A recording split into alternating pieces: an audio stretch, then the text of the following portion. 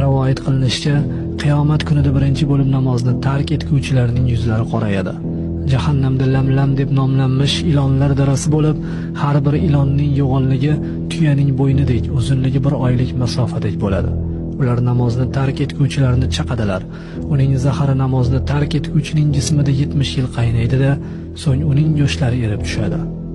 Yana bir rivoyat borki, bu har qanday insofli odamni hidoyat ko'chasiga chorlaydi.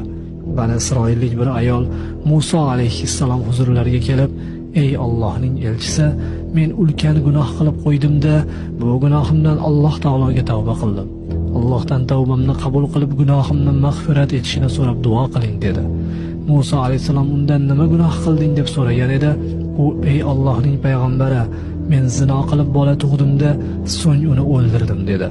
Shunda Muso unga "Chiq bu yerdan, ey fojira, yana kasofating tufayli osmondan olov tushib bizni yondirib yubormasin" dedi.